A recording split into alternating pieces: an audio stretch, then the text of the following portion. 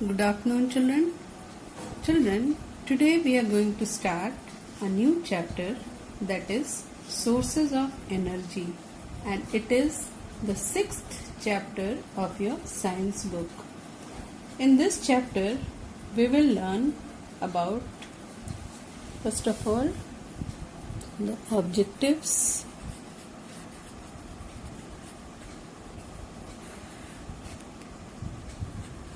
at the end of this class we will able to answer first what is energy,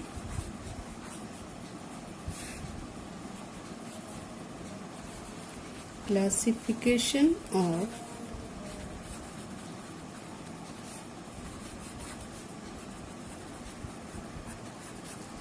sources of energy,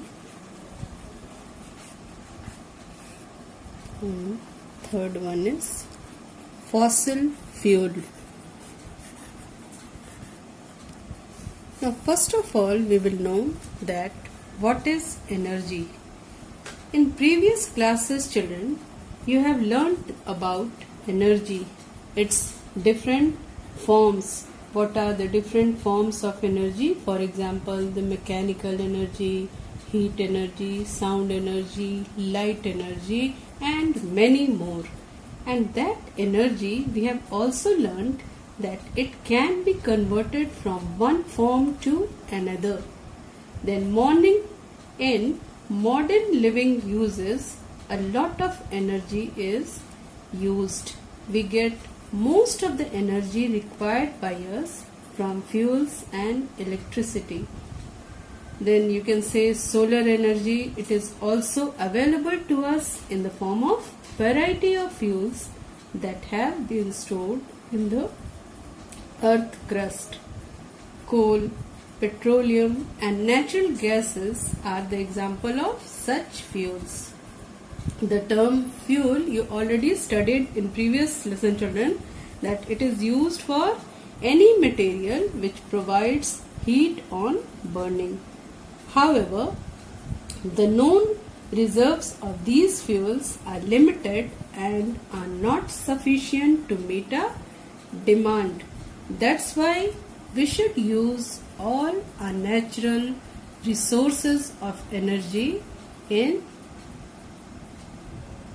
judicious manner, you can say. Now come to the topic, that is the energy cannot be created nor destroyed. It can only be changed from one form to another form. It is only known as law of conservation of energy. It is law of conservation of energy. Energy can, according to this law, energy can neither be created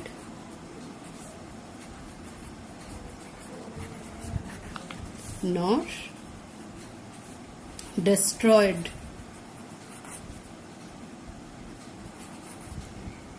It can be only converted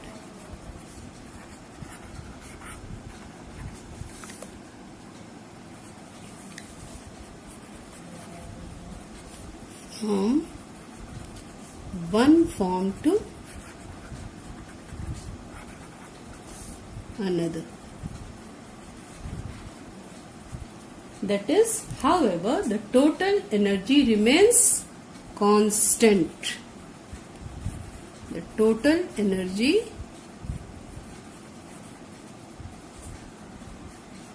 remains constant. Now children, we will proceed to the next topic, that is classification of sources of energy. Now, according to this, the energy can be sources of energy on this basis can be classified into 3 groups. First of all, on the basis of occurrence. On the basis of occurrence, the energy, that is the sources of energy, is classified into two. That is the natural sources and synthetic sources. From the name only it is clear, children, that the natural sources of energy are those which are made available to us by nature. Isn't it? Natural means which is made available to us by the nature. For example, you can say solar energy. Natural sources of energy, you can say solar energy, wind energy, water energy, that is hydro energy, etc. Now the second one is synthetic sources of energy. Synthetic sources are those that use man-made materials as sources of energy. For example, you can say chemical energy, which is stored in the batteries, is a synthetic source of energy, which is used in calculators. You can say watches, remote, toys, mobile, etc. It is synthetic sources of energy, that is chemical energy is used. Now come to the next point, that is the classification on the basis of the physical state. Classification on the basis of physical state. Here the sources of energy is categorized into three groups, that is solid, liquid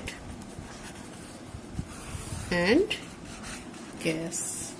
Now solid, the examples of solid resources, that is solid sources of energy, it is firewood, you can say charcoal, coal, all these are example of solid fuels. Now commonly used solid fuels in a country are firewood, charcoal, cow dung, cakes, agricultural wastes and coal. Children, you know in rural areas what happens? Firewood and agricultural wastes and cow dung cakes also are the major sources of energy. However, wood is becoming more and more scarce and it is also becoming expensive. You know why? Because due to the increase in its demand. For many other purposes, wood is on demand, and you can say that with the shortage in supply is due to the large scale felling of trees. The trees are cut and the supply of wood, we can say that it can be improved by serious efforts to plant more trees than are utilized for various purposes. Now children, however, using firewood, cow dung cakes and agricultural wastes as a fuel has some other disadvantage also. What are the disadvantage of using all these types of sources? These produces large amount of carbon dioxide gas, and along with it, it also produces lots of smoke, which is very harmful for health, and it causes respiratory diseases also. Now the second one is, now solid is clear now, sources of energy. Then the second one is liquid fuels. The most commonly used liquid fuel is, which is used in our homes, are kerosene, you can say, yes, and the other familiar liquid fuels are petrol and diesel, which is used in automobiles. Now, fuel oil is another liquid fuel which is used in ships, power plants and in some industries. All these fuels occurs in a liquid state under normal condition.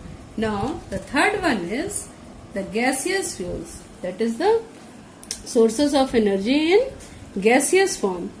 You can say petroleum gases and natural gases are two common gaseous fuel which we have already studied in a previous lesson. Petroleum gas is obtained as a byproduct in the process of refining of petroleum, and cooking gas cylinders used at our homes also, you can say that it contains liquefied petroleum gas, or it is also known as LPG. So it is commonly used cooking gas cylinder which is used at a home. And the second one is compressed natural gas. It is CNG. It is also used in gaseous form. Now, third one is classification on the basis of availability.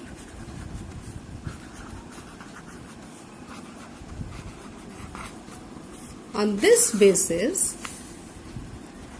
the sources of energy are classified in two groups.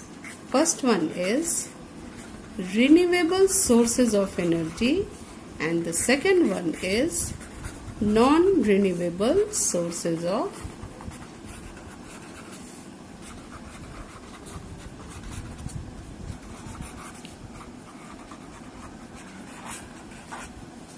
renewable sources of energy is a natural resource that can be replenished itself naturally over a short period of time. It can be replenished. What is the meaning of replenish? To replace what has been used up. It is known as replenish. So, wind, sun, biomass and hydropower, that is from water, are all renewable sources of energy, and these are inexhaustible natural resources. Then the next one is non-renewable sources of energy, that is energy sources which get used up and cannot be replaced, or it cannot be, you can say, replenished in a short period of time, are called non-renewable sources of energy. These are also called exhaustible natural resources. Now we can do a comparative study of renewable and non-renewable sources of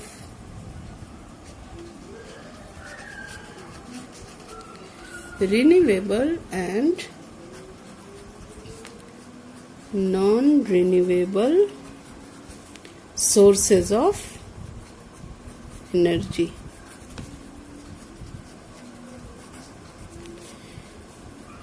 It can be used again and again. Renewable sources of energy can be used again and again, whereas non-renewable sources of energy cannot be used again and again. Then the examples of renewable sources of energy are wind energy, solar energy, tidal energy, but the examples of non-renewable sources of energy are coal, petroleum, natural gases. Then the third one is it cannot be exhausted. Renewable sources of energy cannot be exhausted, whereas non-renewable sources of energy can be exhausted. Fourth one is renewable sources of energy has low carbon emission. That means, and hence it is environment friendly. That means it releases the product which is less in the amount of carbon, whereas it has high emission of carbon and hence it is not environment friendly. That means it, in comparison to this, it creates lesser pollution. Renewable sources of energy, whereas non-renewable sources of energy creates lots of pollution in comparison to renewable. Then the cost of renewable sources of energy is comparatively low, whereas the cost of non-renewable sources of energy is high. Then life of renewable resources is infinite. That means it never comes to an end, whereas life of non-renewable resources is finite. It is present in unlimited quantity. Renewable sources of energy, as you know that these are the examples of renewable sources of energy, that is wind, solar energy, tidal energy. So it is present in unlimited quantity, whereas non-renewable sources of energy like coal, petroleum, natural gases, these are present in limited quantity. So these are the differences between renewable and non-renewable sources of energy. Now these two terms, this one, this occurrence, on the basis of occurrence, on the basis of physical state, on the basis of availability, we have discussed, children, and now we will proceed to the new topic, that is the fossil fuel. First of all, we will try to understand what is the word fossil means. The term fossil refers to the structure of dead plants and animals that have been preserved in nature for thousands of years. That means more than 60 million years ago, it was the fossils of dinosaurs was found. It is found more than 60 million years ago. So then fossil fuel, we will define now what is fossil fuel. We already discussed what is the meaning of fossil. Now fossil fuel is a natural fuel such as coal or oil that was formed millions of years ago. It is not formed in few years, but it takes about millions of years in its formation. Then it is formed by dead plants or animals which gets deep buried under the surface of the earth. And why? It is formed by the action of heat and pressure. Then we will study about what are the advantages of fossil fuel. It is having lots of advantages also, isn't it? And on the other hand, it is having some disadvantage also. What are the advantages? First of all, we will know it is having high calorific value. We already studied in our previous chapter that what is the meaning of calorific value? The amount of heat produced by burning 1 kilogram of fuel in presence of oxygen, it is known as calorific value, isn't it? So it is having high calorific value. This is the advantage of fossil fuel. And the second one is coal is a fossil fuel which is found in abundance, means in large quantity. Then it is used in most power plants as it reduces the production cost.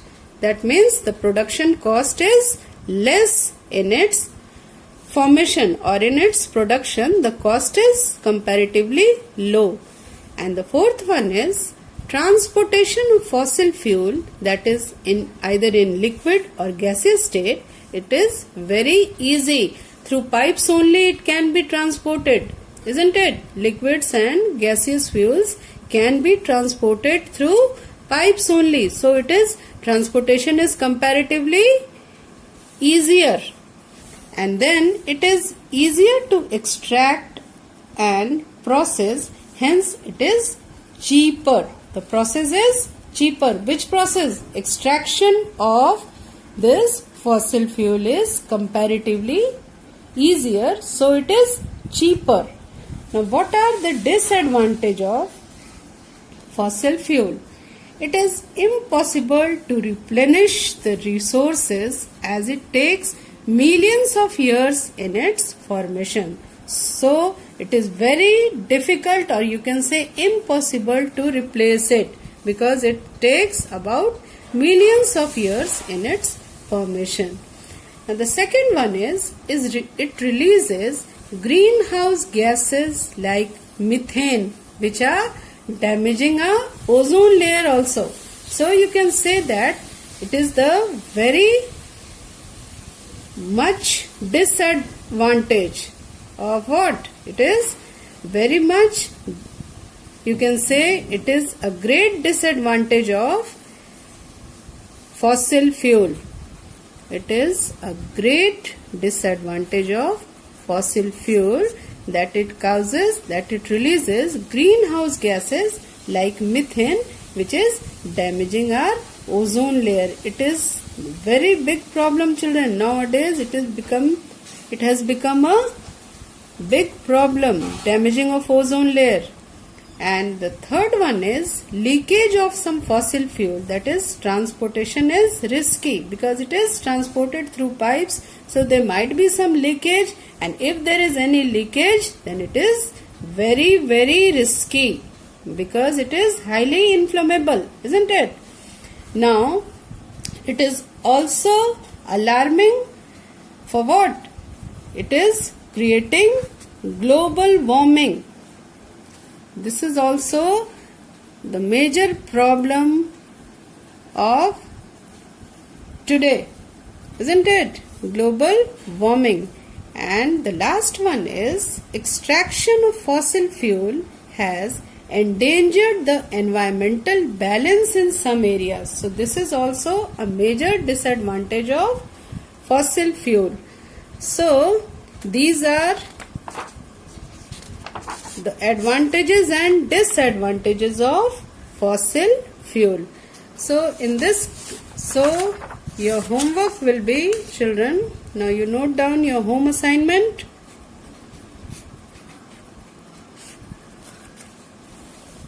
Do a comparative study.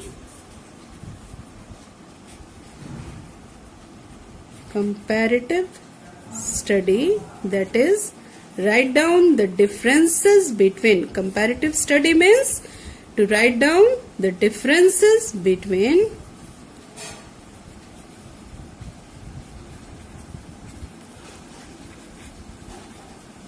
renewable and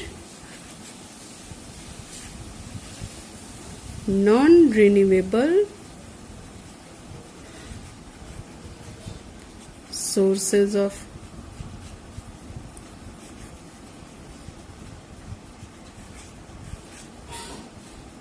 Okay children, that's all for today.